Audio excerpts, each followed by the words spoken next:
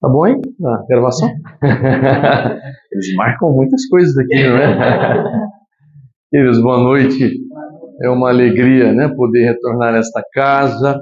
Nós tivemos aqui ano passado, em novembro, a comemoração dos 10 anos, embora o aniversário seja em outubro, mas o agendamento nosso acabou nos trazendo em novembro, e foi um momento muito agradável, porque estivemos com os companheiros aqui do Luz da Esperança, mas também naquele dia, já no último dia, né, depois do seminário, ainda saímos acertando alguns compromissos para essa data já de março, né?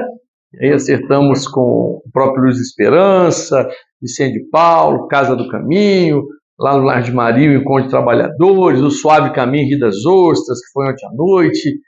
Então isso me alegrou bastante, e não consegui atender o Dauri, que tinha me pedido para vir na quinta, porque na quarta, dia 20, eu estava falando em Resende, e eu precisava da quinta para me preparar em casa, senão de Resende eu tinha que vir para cá, e era mais um dia, na verdade mais 2 dias, né? Então de Resende eu voltei a casa e fui me preparar na quinta. Ainda estou devendo para o Dauri uma visita na casa, que aquele dia a gente não conseguiu fechar, mas em virtude de ter uma mãezinha de 84 anos, né, que a gente cuida, uma série de compromissos, embora já aposentado, mas alguns compromissos naturais da família, né? E hoje, agora há pouco, antes de vir para cá, já estava perguntando: tudo bem? Você volta amanhã que horas? Aí eu não falo a hora que eu saio daqui, senão ela fica preocupada lá, né? Quando eu vim para cá, ela sabia que eu saía às 7 horas da manhã, imaginando que eu ia passar no Rio no dilúvio, no barco de Noé, né? Mas eu passei bem antes da chuva, graças a Deus, na sexta-feira, né? A gente vai acompanhando também as notícias, consegui passar antes, por volta de 10 horas, a chuva veio só depois. Mas, enfim, é uma alegria poder estar aqui, rever os amigos, né? Amigos, assim, hoje também foi um dia muito produtivo, né? Visitei tia Neuza com Gilda, a tia Neuza, mãe da Alva, visitei a Ângela, mãe da Márcia Manhães. Então a gente aproveita também para reencontrar alguns amigos, fazendo umas visitas, né? Não deu tempo de visitar a Zaire, que ela partiu antes, né? Então, mas acompanhando, falei na época com Kênia pelo Instagram, a gente tem esse recurso tecnológico, né? Mas a gente acompanha. Eu falei com o Pedro, a gente vai vendo o cenário, né? Da União Espírita, dos centros, aí Pierre, Leti, Rubens, a turminha vai saindo, né? Mas uns vão ficando. Eu espero que a gente fique bastante tempo, né, por aqui, mas hoje ainda tivemos a oportunidade de fazer essas 2 visitas muito agradáveis, né? Embora um tanto doentes, Gilda e Neuza, mas foi muito agradável a visita por estarmos lá com alguém que sempre nos recebeu tão fraternalmente na casa, né? E na noite foi aquela alegria, né? Aquela conversa muito gostosa também. Então, a gratidão e a minha alegria de estar aqui com vocês. Quando eu saio daqui, hoje está sendo a última noite desse ciclo de palestras, né? Eu saio com combustível. Amanhã, ao sair, Deus, Jesus, Maria, José, os amigos espirituais comigo e os rostinhos de vocês. Né? Vou estar lembrando os momentos agradáveis que passamos, tudo aquilo que aqui nesses poucos dias podemos viver, né? E esse combustível nos leva aí a muitos dias para que a gente ainda continue sentindo esta vibração tão fraternal. Em determinada época, havia na Inglaterra um circo chamado Mr. Barnum entre Barnum. Um circo de grande sucesso, em que crianças, jovens, adultos, idosos sempre procuravam estar nas variadas sessões mantidas por aquele circo. Mas agora, algo vinha preocupando o dono do circo, Mr. Barnum, que era justamente o elefante bozo, que havia enlouquecido. Ele, que era tratado por aqueles seus auxiliares, depois levado ao picadeiro, e a alegria geral das crianças em vendo aquele enorme corpanzil balançando-se, dançando no picadeiro, agora estava enlouquecido, mantido em grandes algemas de ferro dentro de uma jaula, de um gradil. E assim não era mais levado ao sendo picadeiro, dadas as condições de segurança. Mr. Barnum, que viu nesta época a frequência diminuir, porque embora continuassem todos os outros eventos, atividades do circo, mas O elefante Bozo tinha uma graciosidade e as crianças gostavam demais dele, então de repente caiu até a frequência. Vendo então que não estava tendo ganho com o elefante Bozo louco, porque mantido naquele gradil, ali, preso nas algemas de ferro, tendo que ser feito todos os cuidados com ele, então, na verdade, apenas gastava dinheiro com seus assistentes, ele então pensou em sacrificá-lo. Numa época em que aquilo era possível, dadas as determinadas condições, por um animal daquele porte. E foi então, diante de uma autoridade inglesa, solicitar que ele sacrificasse o animal, mas ele queria realizar aquele ato durante um espetáculo circense. Que Bozo fosse morto diante do público. E ele teve aquela autorização da autoridade competente. Saiu dali, passou a arrumar tudo, organizar tudo e divulgando, né, para que as pessoas fossem ao espetáculo, e seria a última aparição de Bozo diante do público. E ele, então, seria sacrificado. No dia aprazado, a hora marcada, o circo realmente estava cheio. Além das crianças, que naturalmente estavam ali porque queriam ver Bozo e muito tristes com a morte do animal, que aconteceria logo depois, adultos, pessoas se acotovelavam para ver aquela cena. E assim que tudo estava preparado, Mr. Barnum foi ao microfone e começou a anunciar os outros atos, o Globo da Morte, as bailarinas, os ursinhos e tudo aquilo que vinha antes do grande finale, que seria justamente a morte de Bozo, né? O seu sacrifício, o sacrifício do animal diante do público. A hora chegou, e Mr. Barnum então pediu que os tambores rufassem, os spotlights, os holofotes todos foram direcionados para aquela enorme jaula onde Bozo era mantido, e Mr. Barnum então anunciou que naquele instante seria feito o sacrifício de Bozo, o animal. No momento em que ele está terminando a sua fala e que os tambores já começavam a rufar, toda a iluminação voltava-se para o enorme gradil e as pessoas até aplaudiram porque viram Bozo, há muito já não viam, um homem saiu no meio da plateia, trazendo um paletó preso à própria mão sobre os ombros e ainda com um envelope nas mãos. Quando ele foi se direcionando entre as pessoas que ali estavam e foi adentrando o próprio picadeiro do circo, algumas pessoas chegaram a perguntar e gritar: mas quem é este? Não vamos ter agora a morte de Bozo? Quem é este palhaço que está entrando agora? E começou aquele vozerio geral, e Mr. Barnum também sem entender, porque sabia que não faria parte daquele ato, embora alguns que ali estivessem pensassem naquele momento que algo seria como parte, né, de um clímax daquela tensão. No momento em que aquele homem chega próximo ao Mr. Barnum, de modo a que aquilo que ele conversou com o Mr. Barnum, muito próximo ao microfone, foi ouvido também por toda a plateia.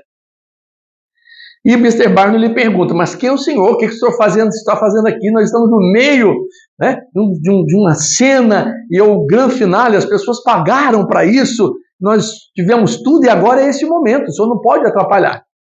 Ele disse: olha, quando o senhor passou a anunciar a morte de Bozo, eu me interessei pela vida dele e fui pesquisar. E descobri então que ele era da região de Bombaim, na Índia, de onde também eu sou originário. E me lembrei que naquela época, nós pequenos, os elefantes cresciam ali à nossa volta, junto de nossas mães, que lavavam a roupa à beira do rio. Me interessei pela vida do animal e aqui estou para salvá-lo. Mas como salvá-lo? O elefante está louco já há alguns meses, nem aqueles que o domavam e o domaram estão conseguindo estar com ele, aproximar-se dele, não entram nem na jaula, passam tudo em meio ao gradil da jaula. E disse: não, mas eu quero entrar. Eu quero entrar na jaula com ele solto. Mas o senhor vai morrer. Porque o animal, com certeza, ao ser solto, ele irá para cima do senhor, e o senhor será morto. Esse então, ele me matará, depois os senhores o matarão. Alguém gritou da plateia: pagamos para ver uma morte, veremos duas, já vejo vantagem nisso. Então, aquela cena que tomou aquele clímax, e Mr. Barnum disse: mas eu não posso autorizar o senhor a fazer isso. Esse, da mesma maneira que o senhor conseguiu uma autorização para matar o animal, aqui está a autorização para que eu dê minha própria vida, sabendo do risco que estou correndo. Eu fui a mesma autoridade e consegui esta autorização para que eu adentrasse a jaula. Mr. Barnum, então, diante daquela autorização legal, viu-se obrigado a colocar o homem dentro da jaula, e ali foi aberta a jaula, ele adentrou por fora do gradil, os auxiliares soltaram as grandes algemas das patas de Bozo, e no momento em que o animal já praticamente se movimentou para a sua direção, ele fechou os olhos, renteou os braços junto ao corpo e começou a entoar um mantra indiano. Numa musicalidade fina, delicada, suave, e com os olhos fechados sem perceber o que os outros percebiam, de que naquele pequeno espaço que o separava do animal, este Bozo estava indo em sua direção. Mas ele, com os olhos fechados, não percebia isto. E continuou cantando, e cantando, e cantando, e a sua voz, então, tomando todo o circo que estava se mantendo em total silêncio. E continuou cantando no momento em que as pessoas passaram a perceber que Bozo agora se movimentava no balanço da própria música ou musicalidade, parecendo sintonizar com aquilo que agora ele ouvia. O seu movimento, dantes um tanto mais agressivo, agora parecia ter a delicadeza de antes, quando ele se apresentava diante das crianças com variados movimentos já tratados com aqueles seus domadores. E ele, de repente, simplesmente parou os seus passos e balançou o corpo, como se estivesse ouvindo uma cantiga de ninar. E aquele senhor, então, toca no animal, ele se abaixa e ele sobe em cima do animal, em cima de Bozo. Dá voltas pelo centro do picadeiro, depois para, desce, e Bozo é levado de novo pelos seus auxiliares para que ali todos pudessem vê-lo. Mas parecia realmente estar recuperado. E Mr. Barnum pergunta: mas ninguém mais conseguiu aproximar-se dele nesses meses todos? E o senhor agora, com esta música que o senhor cantou, ele parece que recuperou toda a sua saúde?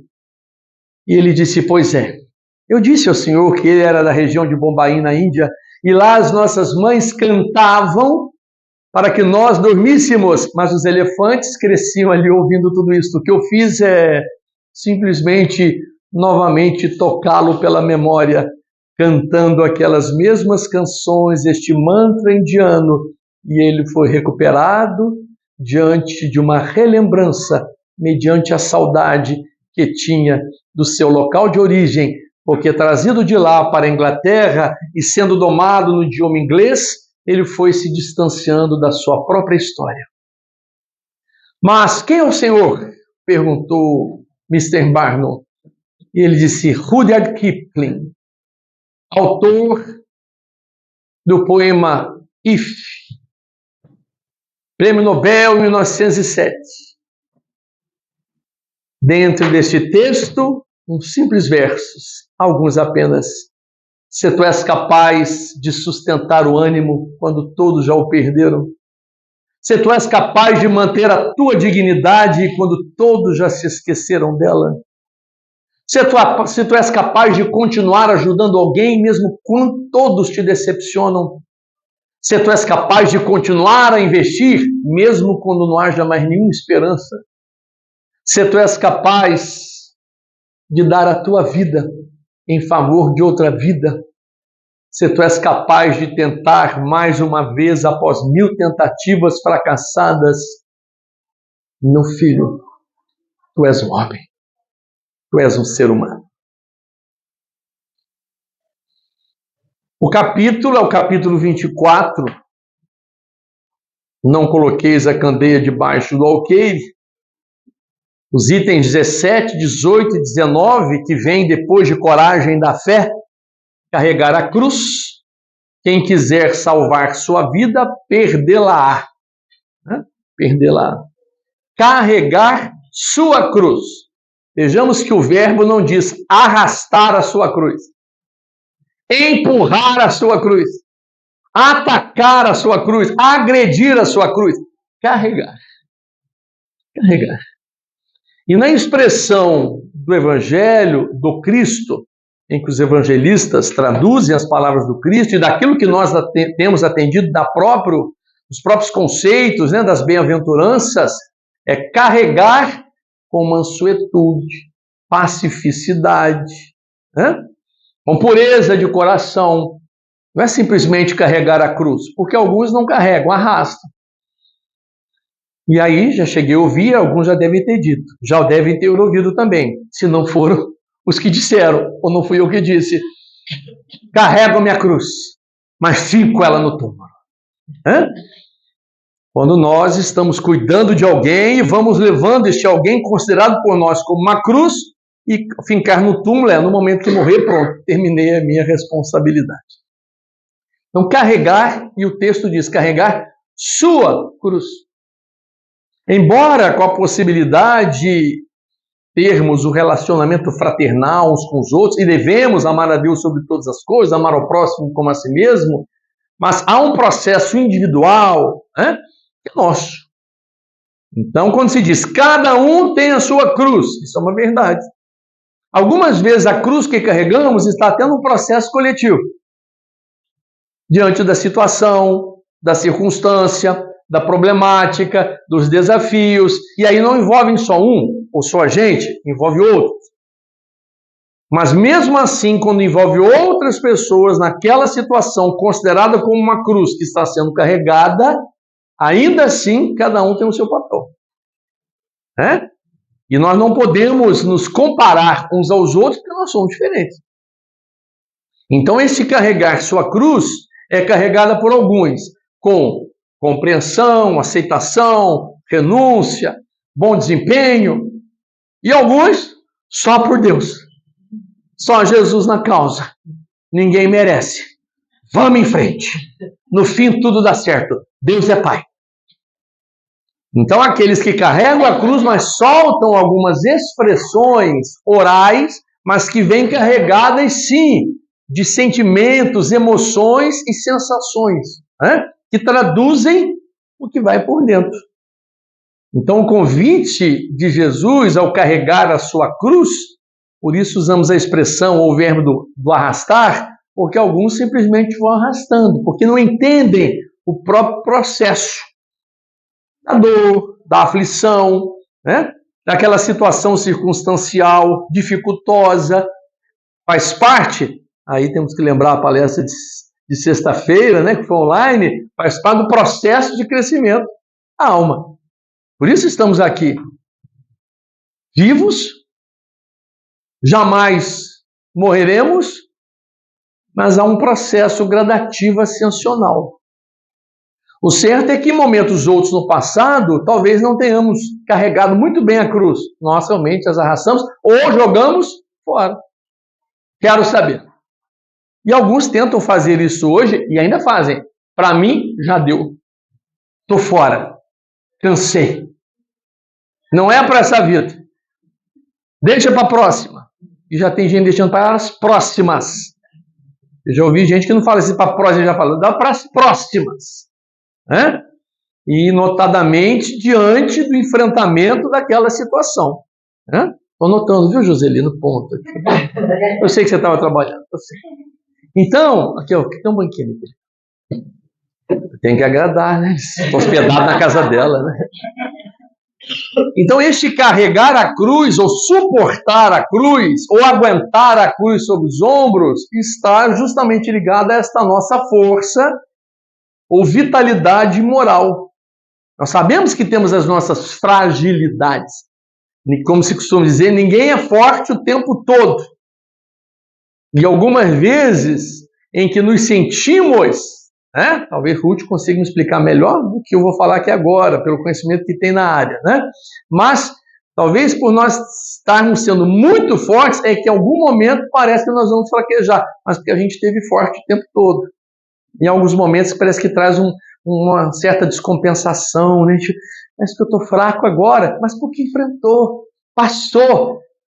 E esta parada, é necessária às vezes, como nós estamos fazendo aqui agora. O que nós viemos fazer na Casa Espírita? Ouvir uma mensagem, conversar com os amigos, ouvir a palavra do Cristo, mas é como se nós estivéssemos retemperando as emoções, buscando força para carregar a cruz. E quando a gente passa no atendimento fraterno, conversando com algumas pessoas que estão buscando a Casa Espírita, e às vezes buscam outras religiões também, elas dizem isso, eu preciso de um caminho para me ajudar, porque está difícil. Essa expressão, então, é uma expressão muito recorrente, Não está mole. Está difícil. Eu não sei se vou aguentar. Eu não sei se eu vou suportar. Olha, eu estou levando, mas Deus está vendo. Tomara que Ele esteja vendo tudo. Então envolve um sacrifício, mas envolve também um lado da nossa fragilidade que está ligado à carência e às nossas próprias dores. Nós lemos e assistimos, as histórias, ouvimos as histórias dos grandes paladinos do amor que enfrentam aquelas situações todas, meu Deus, como é que pode? A gente viu Chico Xavier, Madre Teresa de Calcutá, Irmã Dulce, Florence Nightingale, Vicente de Paulo, Damião e tantos outros. Meu Deus, que história linda! Ai, se eu fosse um deles. Paga o preço. Assume a postura, porque, como diz depois na continuidade do texto, assim, quem quiser me seguir, tome a sua cruz. Ponha-se a caminhar comigo e tome, aí a expressão é tome a sua cruz. Naquele momento dessa história de Bozo, Rudyard Kipling tomou a sua cruz num desejo de dar até a própria vida, se fosse necessário, para aquele animal. Ninguém o estava obrigando aquilo, mas foi um desejo dele mediante as circunstâncias que envolveu todo aquele episódio e que ele se sentiu na condição e queria testemunhar o seu amor. Não só a Bozo, como os animais, mas a vida, mais do que tudo a vida. Então, algumas vezes nós tomamos a cruz para nós, porque é necessário, e de outras vezes parece que a cruz aparece na vida da gente, mesmo que a gente não queira. A situação está ali. Resultado do passado, capítulo 5, bem-aventurados aflitos, Evangelho segundo o Espiritismo, causas atuais das aflições e causas anteriores das aflições. O que nos leva a pensar, às vezes, em alguns momentos, o que é que eu fiz para Deus? O que é que eu fiz para a vida? O que é que eu estou pagando? Essa expressão do pagar, diante de pecados, é uma expressão que, segundo Herculano Pires, numa proximidade nossa ainda com uma visão igrejeira, ou igrejificada, nós estamos presos a esses douros dos pecados. Não estamos dizendo que a igreja esteja errada, mas uma visão do erro, do pecado, e daquilo que a gente precisa em algum momento se acertar. Então, estou pagando o passado. Mas Emmanuel chama a reencarnação de bênção do recomeço. E a gente pode, entre as pagar esse passado ou recomeçar diante de uma nova oportunidade, se propondo a carregar a cruz e de um modo mais operante, diria meu filho aqui, que é ligado à área policial, de modo operante. Ele tem umas linguagens interessantes, agora ele também aposentou-se. A gente às vezes perguntava de manhã assim, como é que você está, filho? Fuzilado. Eu falei, você trabalha na polícia, tem sempre umas expressões ligadas ao seu serviço, interessante. Fuzilado, amanheci fuzilado, cansado, deprimido. E que diz Jesus? Vinde a mim, todos vós que estáis cansados, aflitos, sobrecarregados, e eu vos aliviarei. Mas que ele diz ali? tomai sobre vós o meu jugo. Aprendei de mim, que sou manso e humilde de coração, e encontrareis repouso para as vossas almas, porque o meu jugo é suave e o meu fardo é leve. Então, vinde a mim, estamos aqui, Senhor. Não é só ir até Jesus. Tome sobre vós o meu jugo. Carrega a sua cruz. Né? Aprendei de mim, que sou manso e humilde de coração. Ou seja, tem umas regrinhas básicas aí, né? Da relação intrapessoal e também interpessoal que a gente precisa desenvolver para carregar bem a cruz. Não sei se recordo bem ou não, meu pai e mamãe tinham um disco lá de um cantor que dizia assim, a cruz que eu carrego. Acho que era Evaldo Braga. Gente, fui longe, hein? Fui longe, Evaldo Braga. Esta é a cruz que eu carrego, alguma coisa assim. E a mamãe ouvia muito, né? Essa música de Evaldo Braga, né? A cruz que eu carrego. E alguns vão achar que é a própria vida, vão achar que é o casamento, vão achar que é o filho difícil, vão achar que é a situação, um problema onde more na vizinhança. Ah, esse vizinho é a cruz que eu carrego. Ou no trabalho, esse meu chefe é a cruz que eu carrego, esse meu servidor é a cruz que eu carrego. E assim as pessoas vão praticamente identificando as suas cruzes e colocando-as nas pessoas. Mas esta cruz que nós carregamos está justamente ligada a como nós estamos verificando as situações à nossa volta, inclusive as pessoas. Como é que nós nos posicionamos? Por isso Jesus disse, aprendei de mim que sou manso e humilde de coração. Cruzes todos nós temos. É preciso carregar a sua cruz, se nós queremos seguir Jesus. Coloque teus pés na caminhada e siga. E tome a tua cruz. Mas não é arrastar, não é reclamar, não é empurrar, não é agredir, é tomar da cruz, carregar a cruz e desenvolver um processo pessoal, íntimo, de aceitação, de generosidade consigo mesmo, né? E parece que aquela cruz, de alguma forma, ela vai, né? Eu já falei para aqueles que me acompanharam nesses dias agora aí de sexta até aqui, né? E quando eu estava preparando para vir, na quinta-feira, em casa, e mediante alguns que me ligaram, próximos a mim, meu Deus, quase que disseram assim, você vai morrer afogado no rio. Eu falei, se esta é a cruz que eu preciso carregar, eu precisava ter, olha o item anterior, coragem da fé. Naturalmente também precisaria ter uma visão de que se tivesse totalmente a VIP, soube depois pela Fabienne, que a Dutra desceu terra, quer dizer, não conseguiria passar. Mas se a gente pode se preparar, ter uma antevisão, eu falei, vamos antes. E na hora de ir embora? Se eu não fosse embora, eu ficava por aqui, não tinha problema. Pedro ia ficar mais uns dias carregando a cruz. Você e Joseli carregando a minha. Eu agora estou sendo a cruz, e vocês carregando a cruz. Né? Então, assim, nessas nossas vivências, em que momento nós estamos identificando algo ou alguém como cruz? Quando não podemos, ou quando não conseguimos, né, ou podemos identificar esta cruz como nós mesmos. Esta é a cruz que eu carrego. Pelo jeito que eu penso, pelos meus dramas, pelas minhas situações íntimas ainda complicadas, distorcidas, né? Por tudo que ainda não consigo me encontrar, né? Estou bem, não estou. A gente encontra pessoas que dizem assim, eu estou bem, por que já não estou? Não sei, E aí vão jogar para quem? Os espíritos. É esta cruz que eu carrego, é o obsessor. Eu falei um dia desse na região de sul de Minas, é muito próximo da minha região, eu estou a meia hora do sul de Minas ali, de Passa Quatro, depois 1h30 de São Lourenço, Caxambu. Então eu, quando vim reencarnar, já fiquei assim, eu quero ficar perto do Rio, São Paulo e sul de Minas, né, para facilitar o trabalho. Já que tem que carregar a cruz, põe perto para mim onde eu preciso ir. Mas aí eu me sentei lá para fazer a palestra, e lá no sul de Minas, numa das cidades, logo depois veio uma senhora, já idosa, entrou, começou a conversar comigo, deu boa noite, ela nem sabia que eu ia ser orador da noite, e ela disse, eu estou aqui porque eu nem sou espírita, mas estou buscando uma ajuda, porque tem um espírito que está me perseguindo, até no banheiro ele entra comigo. Eu achei interessante ela falar, até no banheiro, e não dava tempo de eu fazer o atendimento fraterno dela, porque eu ia fazer a palestra. E eu até me interessei, porque eu queria saber do resto da história, né? Mas aí eu fiz o sinal, uma companheira da casa veio para atendê-la, porque ela chegou com essa questão. né? De que tinha um espírito perseguindo que ela estava no banheiro, não dava tempo para ela, uma senhora já de idade mesmo, né? De uma idade avançada. E eu sei que os companheiros depois ficaram, eu terminei a palestra e vim embora. Eu fiquei com um monte de curiosidade de saber o que deu. Mas fazer o quê? Naquela situação, para ela, era a situação problemática dela. Era a cruz que ela estava carregando nesse momento. Né? Com uma outra cidade, aí já no sul fluminense, também há anos isso, num lar de idosos, onde todas as vezes que eu ia para lá, eu ficava hospedado nesse lar de idosos. Acho que já me preparando. Né?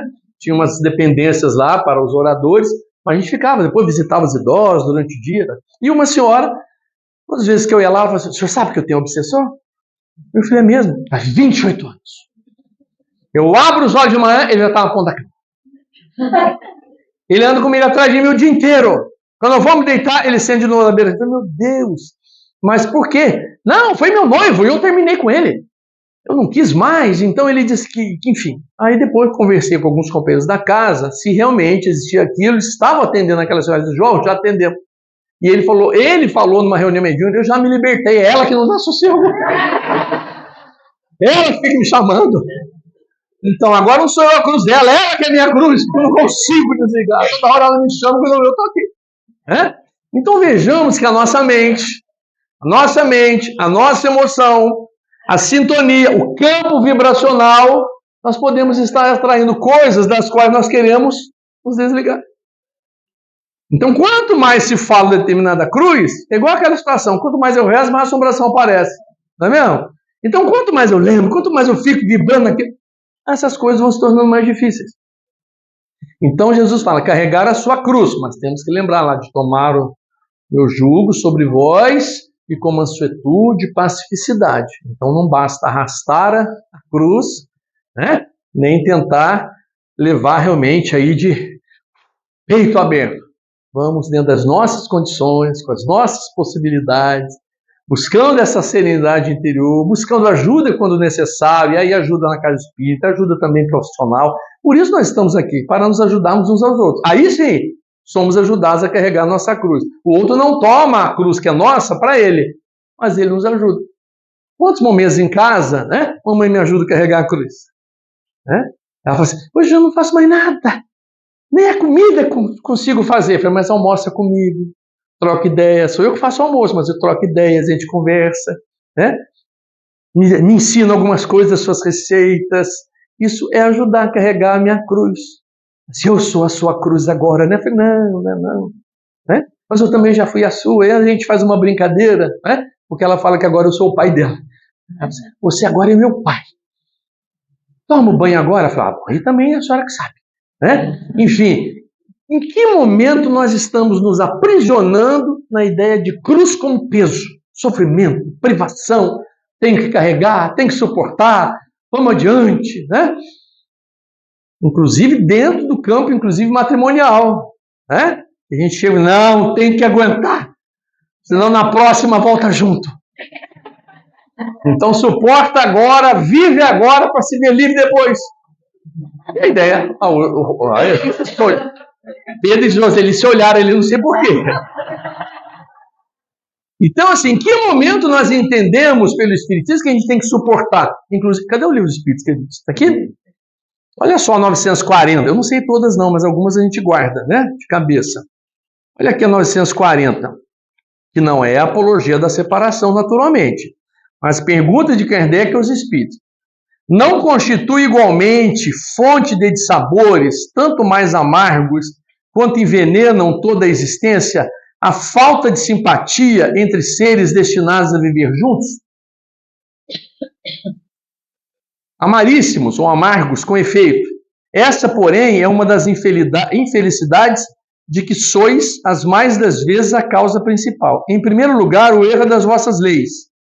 Julgas, porventura, que Deus te constranja a permanecer junto dos que te desagradam? Julgas, porventura, que Deus te constranja a permanecer junto dos que te desagradam? Depois, nessas uniões, ordinariamente buscais a satisfação do orgulho e da ambição, mais do que a aventura de uma afeição mútua. Sofreis, então, as consequências dos vossos prejuízos. Aí eu tenho que lembrar de algumas situações vividas no judiciário de 30 anos, como assistente social. Não separa o seu João. Não vou deixar tudo que eu construí com ele para outra. Eu estou lá, o gosto é amargo, mas vou até o fim. Aí, o sofrimento, mas em virtude de bens patrimoniais, é o que os Espíritos dizem. Então Deus não nos obriga nessas situações a ficarmos. Também nos diz que nós temos que sair separando, temos que ter um projeto de amor. Então carregamos a cruz com amor, com solicitude fraternal, onde haja o respeito. Um dia eu perguntei ao José Raul Teixeira uma situação particular, que envolvia lá uma situação familiar, ele foi fazer uma palestra, antes ainda do AVC dele, ele estava sentado, sentei do lado, contei, eu falei, Raul, esse limite, né, da pessoa às vezes ter que realmente separar, mas esse limite, João, é o da dignidade pessoal.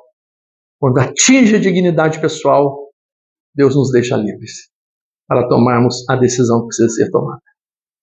Então, este é o ponto da dignidade pessoal. Mas envolve interesses. Lá, mas não largo, porque eu não quero deixar para lá. Então, nós estamos envolvidos em cruzes, algumas que nós tomamos para nós, porque é preciso tomar, outras vezes carregamos porque elas vêm como resultado das nossas próprias escolhas, e algumas situações nós entendemos, como o Rudyard Kipling, de tomar uma situação como eu preciso tomar essa cruz, vou salvar esse elefante. Inclusive, colocando até a vida dele em risco.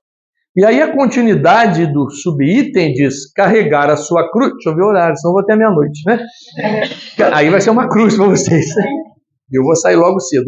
Carregar a sua cruz e diz assim, quem quiser salvar sua vida, perdê-la-á. Quem quiser salvar sua vida, perdê-la-á. Eu, quando Pedro me passou, o grupo estava já justamente neste ponto, e com aquela visão de quinta-feira, tudo que eu tinha que enfrentar, que ia ser um temporal, que ia ser realmente, a gente tem que observar um risco. Mas quem quiser salvar sua vida, perder lá. Eu falei, não, Senhor, eu quero ir. Mas me dê condições.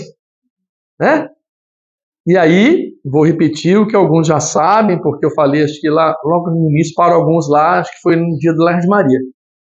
Eu fui lá, conversa, um dos filhos falou assim, o senhor parece que quer ganhar o mundo. Para que assumir esse risco? Eu falei, filho, vai dar. Mamãe, cancela tudo, não vai. Gente, será que eu vou desencarnar? Porque fica todo mundo falando. Eu cheio de coragem, pegar a cruz, caminhar com Jesus. Não querendo salvar a minha vida, mas querendo cumprir o compromisso. E eles ali colocando aquelas coisas. Eu falei, meu Deus, enfim. Mas quando adentrei a sexta-feira de manhã, às 7h15 da manhã, na Dutra, saindo de Cachoeira Paulista, do nosso trevo, a gente sempre faz uma prece, E uma prece minha foi mais vigorosa ainda, Olhei para a turma toda que estava no carro, que eu sozinho fisicamente, e falei, pelo amor de Deus, vocês me dê um sinal. Tipo, vou conseguir passar, vou chegar em Macaé. Eu só ouvi espiritualmente a seguinte resposta. Nós iremos e voltaremos contigo. Faça apenas a sua parte. Nós iremos e voltaremos contigo. Nunca mais vou me esquecer disso. Faça apenas a sua parte. Aqui estamos. Então há momentos em que nós precisamos decidir, mesmo quando parece-nos que estaremos nesse chamado risco da vida. Mas não é só de perder a vida, porque vamos encarnar de situações, e aí o texto vai falar disso, Kardec, em que a gente se permite envolver por situações que vão, ou circunstâncias que vão nos distanciando da nossa real finalidade. E aí ele toca, inclusive, em questões prazerosas, E aí eu tenho que lembrar desse meu filho também, que me questionou agora, mas ele está lá com a mamãe, Ele já adulto, tudo, mas vai lá ficar com a avó, Ontem ele perguntou, e aí, tá tudo bem aí? E tudo bem, graças a Deus, E ele às vezes me questionava, poucos anos atrás, mas o senhor vai viajar de novo? Eu falei, vou. O senhor não cansa? Eu falei, eu que viajo, você que fica cansado. Mas na época eu levava todos, Ruth conheceu alguns, Porque eu também, enfim, eu levava, trazia, eram pequenos, Hoje estão adultos, cada um faz a sua. Mas ele sempre me questionava nesse sentido, de que, nossa, mas para que tudo isso, tantas viagens? Que a gente tem um propósito.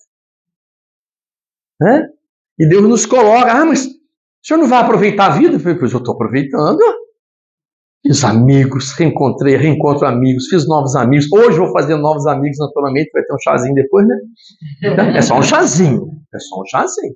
Mas eu já comi demais esses dias, gente, meu Deus.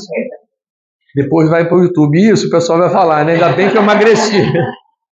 Então, assim, como estamos vivenciando os nossos dias? Carregando a cruz ou querendo passar pelas situações somente prazerosas ou que deem tudo certo? A dificuldade faz parte do caminho. Eu quero a minha vida tudo certinho. Então, acho que nem desencarnando. Porque em desencarnando a gente também vai encontrar situações de lá mais difíceis, né? Então, eu falando um pouco assim dessa viagem, né? Eu vim na sexta-feira, vindo, claro, com atenção, porque eles falaram para mim, faça a sua parte. A minha parte era vir fazer a palestra, mas também era dirigir bem, né?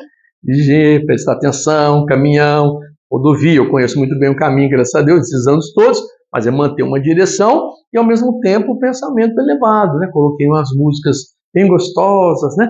E algumas vezes